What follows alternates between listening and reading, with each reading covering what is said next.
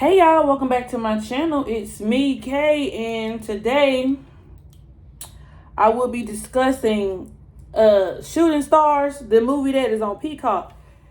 If you ain't familiar by now, your girl is reviewing sports dramas, okay? So, Shooting Stars is a fairly new movie. Shout out to LeBron and his friends for giving us Shooting Stars. Shooting Stars is currently on Peacock. If you haven't watched it already, I want to say Shooting Stars came out about 2 years ago. So before we even get started, we just gonna go ahead and look up Shooting Stars rating because we right here on this good old computer. And we gonna see if what Rotten Tomatoes gave Shooting Stars was valid. So, rating. It is looking like Shooting Stars received on Rotten Tomatoes on a tomato meter of 53% and an audience score of 69. I don't know if I agree with that. Okay, so first things first, if you don't know, Shooting Stars is a movie based on LeBron and his friends' high school career in basketball. They won 3 state titles as what they call themselves, the Fabulous Five. It started out with 4, but then they gained a 5th member around junior and senior year. So it started off in 96. We see film of 4 little boys playing on the rec league. You have Drew, Willie, Sion, and LeBron. LeBron is raised by a single mom. Willie is raised by his brother and his wife. Sion, we never met Sion's parents, and Drew plays on the team with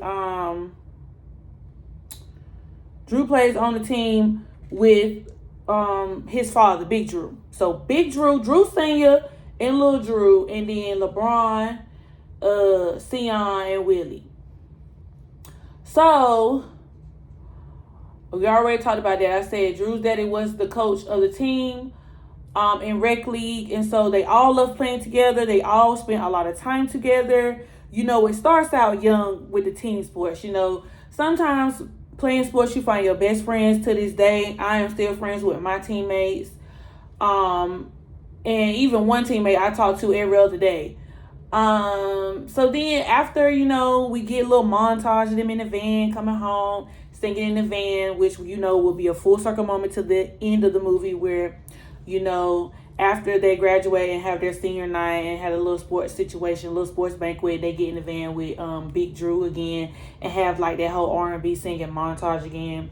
Let me tell you something, LeBron, you was on it with the songs. I know you probably paid a good piece of coin in licensing, but let me tell you, for the time, I was outside when a good number of them songs was out, all right? LeBron is probably almost 10 years older than me because I think around the time that he was in high school in 2003, I was in middle school. So, actually, LeBron might not be that much older than me. I'm 31. I am a millennial. I was born in 1992. So around all these times, like I was in middle school when a good portion of all of this was happening. So I remember when LeBron was in high school. I remember when he played, I think, in the McDonald's All-American game. And I was there when bro got drafted. So basically, I was with LeBron shooting in the gym. So then we have a little bit of a time jump. I put LeBron was raised by a single mom in the hood, and they always hung out at Drew's house. So Drew's house was the spot. They always went there to eat, chill. Basically it was like Drew's mom and dad had 3 extra sons. I put Willie stayed with his brother. I'm not sure what happened to his parents. That wasn't really discussed in the movie, but I'm sure if you watch the documentary More Than the Game, you might know. So, yeah, if you haven't watched More Than the Game, which I haven't, and I probably need to go back to watch More Than the Game, my husband told me that they discussed a lot of the background stories for that, what happened in Shooting Stars and More Than the Game. But let's see.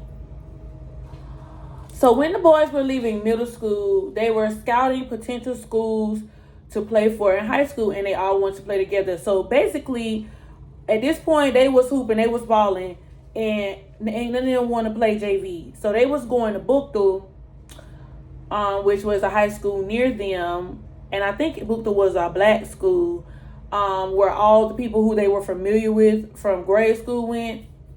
And so the coach at Buktu was excited to get Willie, LeBron, and Sion, but said because of Drew's size, Drew was going to have to play JV. And Drew was not having that. So Drew took it upon himself to go to the prep school a little bit further up the street called St. Vincent St. Mary's.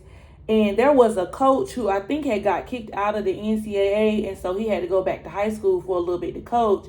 And so he was familiar with the coach. He read it in the paper, and he was like, I'm going to go to this coach and, pretty much convince him that, like, if I bring my squad with me, like, we're going to turn up. And that they did. I did put Spencer James' daddy was the coach at Buktu. And you know what? I'm still mad at Corey James, because he left Spencer. And Spencer was mad, but he was the high school coach for Buktu in this movie. What else? Okay, so Drew saw that there was a coach that was coming to St. Mary's, which I just said. Drew talked all the guys into going to St. Vincent St. Mary's. And so basically, because it was a prep school, so pretty much all the guys were going to Drew basically convinced all the guys to go to St. Vincent St. Mary because he said there would be opportunities. Now, St. Vincent St. Mary's was a Catholic school, so you know what that means. There wasn't that many people at that school that looked like them. And so that was something that, was new to them for sure, especially because they came from the more urban side of Akron. And Drew also told them that the coach there will be able to get them all scholarships to be able to go to St. Vincent St. Mary's, because none of them could afford it. Originally, out of the crew, Willie was the best player. And when they all made the basketball team, Willie was the first one to receive playing time. So at the time, the seniors at that school was not like that. I mean, they was decent, but like the four knew that they was going to bring the heat to the team. So what they did was they ended up challenging the seniors to a game of 21 on the blacktop. And basically, I don't know how the coach knew to come out there, but the coach ended up, watching from outside the fence. And basically, after that game, he made a little shakeup in the lineup, rightfully so, because, like, if your seniors is getting dogged by the freshmen, what are you going to do? You heard Sidra in Love and Basketball, ain't no weak freshman finna come and take my place. But anyway, so they was out there playing. They was basically showing off. And Drew had already knew, like, my homies, they like that. They are like that. And so what ended up happening was they took all the senior spots. So the seniors was hating. So anyway, so the more that they got playing time, the more that they shook up the game. And so basically, we get into the point of the movie where we're seeing a lot of the seasons. So throughout the movie, it chronicles freshman year, then sophomore year, and then, junior year, senior year, whatever. So basically, LeBron started becoming the better player. And so at this time, Big Drew has now joined the coaching staff. Okay? Big Drew joined the coaching staff their sophomore year. And basically, it was just like old times. And so he got in real good with the coach. Big Drew and the coach at the time had a very good relationship, and he trusted Big Drew, with the boys or whatever like that. And so LeBron started becoming the better player of the team. LeBron is, getting tattoos and whatnot. I'm just like, I don't know how in the world LeBron was getting a tattoo at 14. But anyway, God Lord, I think I got a lash in my eye. I just needed for it to come out and just let me be great and record this video for y'all. So Willie ended up getting him a car. And I put in parentheses, my mama had that car. Because let me tell you something. That Toyota Camry, my mama had that thing in the wind, okay? In the wind. My mama had a blue one. Travis transferred from the rival high school and joined the team their sophomore year.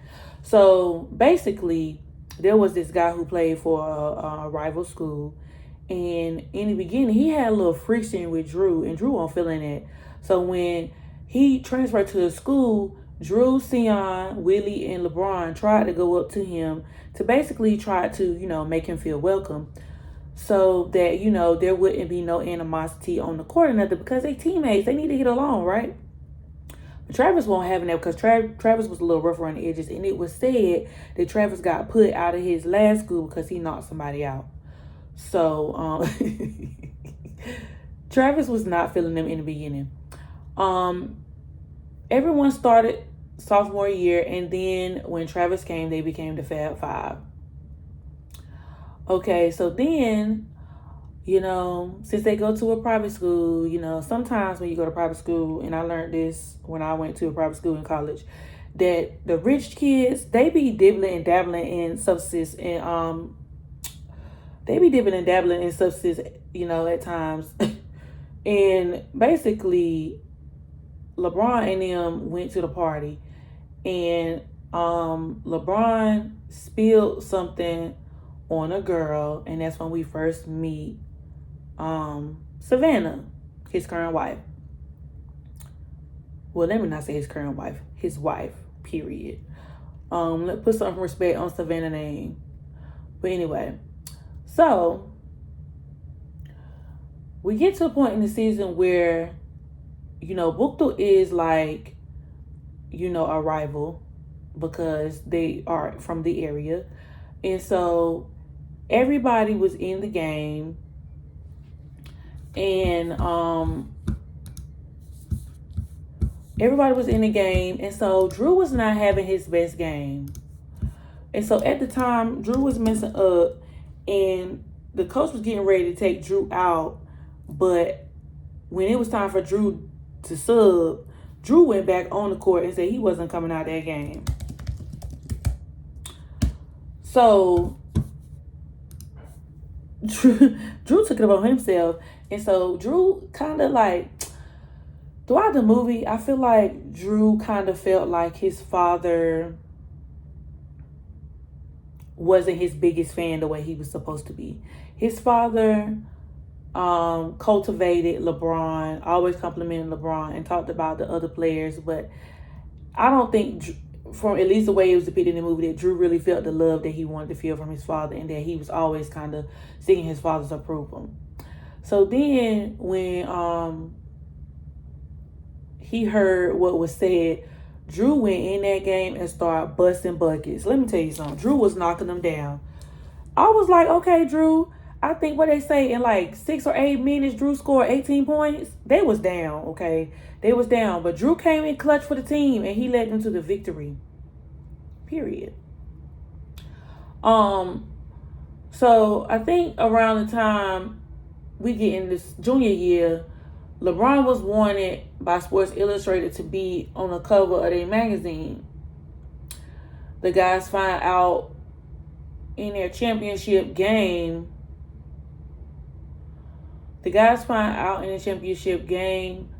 That the coach is leaving. So this is still their sophomore year, actually. So basically, the guys were trying to build a dynasty with this coach. And so basically this coach was like, he received an opportunity to coach at the University of Akron. So he was going to take it. And he didn't tell the guys that, the championship game would be his last game. They ended up finding out in a newspaper or something like that. And so the coach was real rough around the edges. And so basically in the huddle, they addressed the coach and was like, if you're going to leave, go ahead and get it now. I was like, dang, not y'all putting coach out the gym at the state game. Y'all putting coach out the game. Y'all ain't want to wait to fuss him out at the end of the game. Y'all gonna fuss him out before the game. Y'all don't think that's gonna mess up y'all spirit before you go win the game. But they ain't think that was the case. So the coach was like, go ahead, get. I mean, they hit the little they hit the Romeo and Honey on them. Go ahead, get. And so the coach left. And so Big Drew followed the coach out and was like, do you think you need to be leaving them right now? He was like, you heard them. They don't need me. They got you. And so basically that's how Big Drew became the head coach of St. Vincent St. Mary. And so basically the team ended up winning, you know. They ended up winning that year. So now we get to the point where LeBron is like nationally ranked. I mean, they play in schools like Oak Hill and stuff like that. So LeBron is like the number one player in the country. All eyes is on LeBron. All eyes is on St. Vincent St. Mary. LeBron mama gave him a Hummer, and I don't know where the money came from because we never saw on screen no LeBron mama have a conversation with nobody or nothing. She just said that she took a loan out to get the Hummer. Mind you, LeBron was living in the projects at the time. So I don't know what happened. Also during this time, there was a guy who walked up to LeBron and gave him a jersey, a Bullets jersey. And he asked to take a picture with LeBron. So basically, you know, Savannah is having to deal with all this additional attention that LeBron is getting. And, you know, she is her own woman. She's independent. And I like how they made Savannah, well, I don't know if Savannah had to approve it because it's LeBron's movie. But I like how they made Savannah her own woman. She just wasn't with LeBron because he was LeBron, you know what I'm saying? They tried to, you know, she wanted her own life. She wanted to go to college, go to school, do her own thing, build her own image, you know what I'm saying? Do her own thing, have her own individuality. She wasn't just trying to ride the coattails of LeBron and be like a baller girlfriend, you know what I'm saying? She was not trying to get basketball wife tea.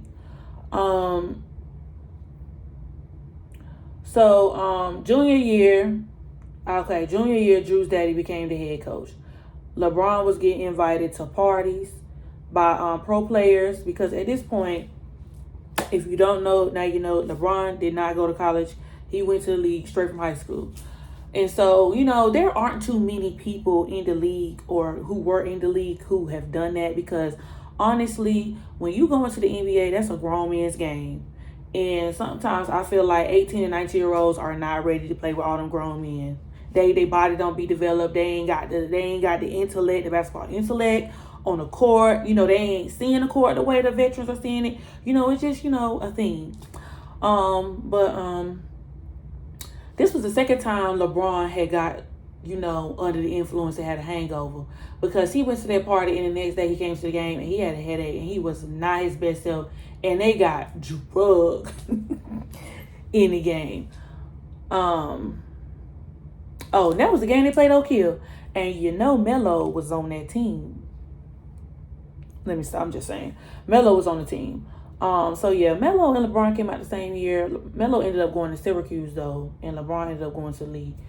LeBron is at the forefront of all of the playmaking, and his daddy, Drew's daddy, is basically, you know, saying, pass the ball to LeBron. But this was a team effort. LeBron didn't get to where he was at. LeBron always had the talent. Let me just say that. Let me be clear. LeBron always had the talent. But it was the people who were around LeBron that made LeBron great. And, you know, once they started, it was a rift between Drew and LeBron in one of the games. And basically, they was at the big game. They was about to tussle on the court. And I'm like, y'all supposed to be down for each other. But it's given, we ain't friends no more. I ain't going to kick it with you, skate with you, nothing.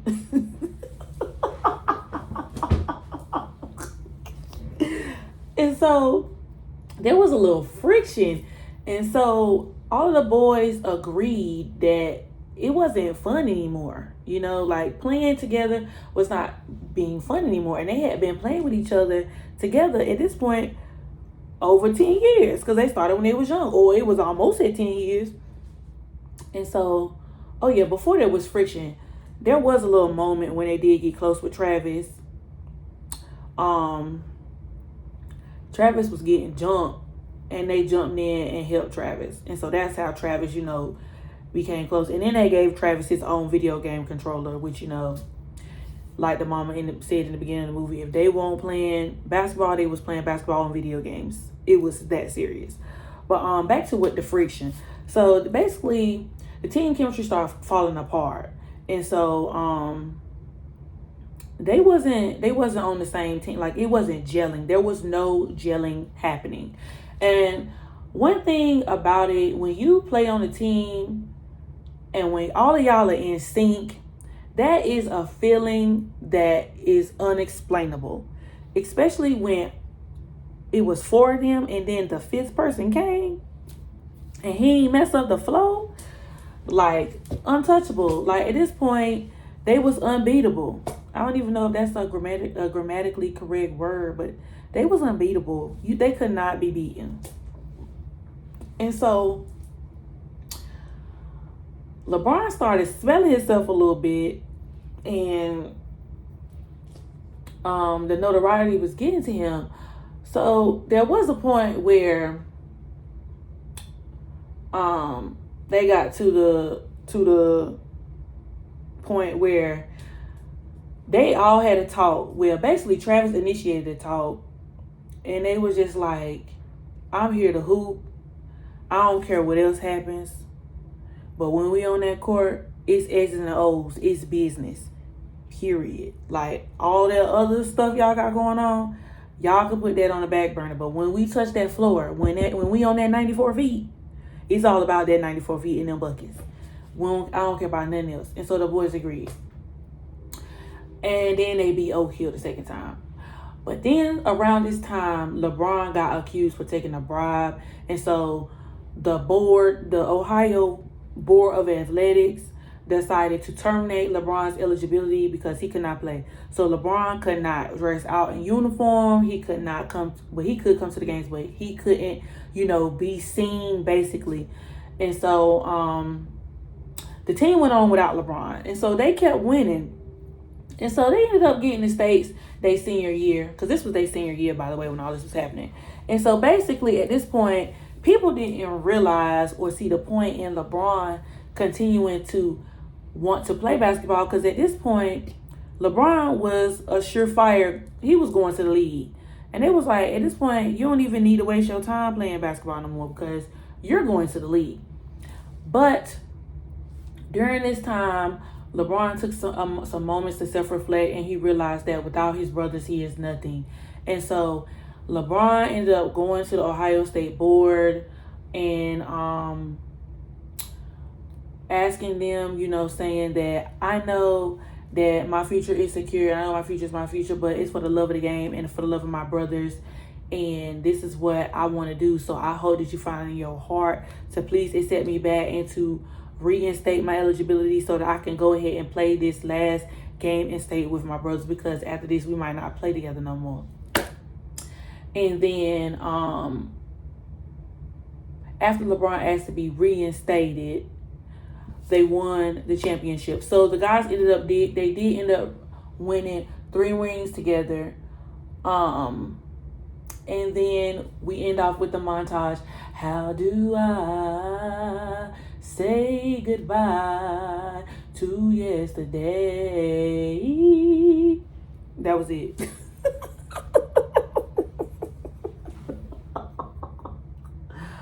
Oh, I tried to give it to y'all in 30 minutes or less. But I ain't gonna even hold y'all, like, real talk. I wasn't the biggest LeBron fan, especially when LeBron first came out of high school. But now that LeBron has been in the league probably 20 years or so now, I feel like, I didn't extend the grace to LeBron that I should have back in the day. But also back in the day, I was younger. And so LeBron had to live his life a little bit. And so, you know, I like the direction that LeBron is in. And I like the brand and the image that he has built for himself. LeBron had to grow and mature. He was 17, 18 when he got in the league. And now LeBron is probably between 37 and 39 at this time in life. And so he has kids now. He's married. He has responsibilities. Like, he's grown. He's real grown at this point. And so I thought this movie was good. I thought this movie deserved more than a 53% on the Shooting Stars meter. On the Shooting Stars meter, on the tomato meter. On Rotten Tomatoes, I would have gave this movie at least a 70%. Like, I think they was being a little overly critical when it came to Shooting Stars. And I think also because it was LeBron, he got, a little bit extra sauce put on his his review. Yeah. The audience gave it a 69. So like I said, a 70. I thought the movie was good. I have watched the movie twice. And it just really made me relive my hooping days when I used to play basketball with my friends. That chemistry, that bond, that is something you never forget. And I'm 10 years removed from high school at this point. So, yeah. And at the end of the movie, we found out that Rome, Drew, and Willie went to the University of Akron. LeBron went to the NBA, and Sion went and played football for Ohio State. So they all are still close, and they all are still friends to this day. Big Drew still coaches at St. Vincent St. Mary's, if I'm not mistaken. And all of them had a role. All the real people had a role in the movie. So yeah, this movie was real cute or whatever. I do recommend watching Shooting Stars if you haven't seen it already. This is my review. Like, comment, and subscribe, and stay tuned. If you haven't already, go and view my Swagger playlist. Go and view my Bel Air videos. Go and view my Love and Basketball movie review, and go and review my go and view my hurricane season movie. And stay tuned, because I will be doing more sports themed movie reviews, because period, basketball is life. And I will be back with more videos. Deuces.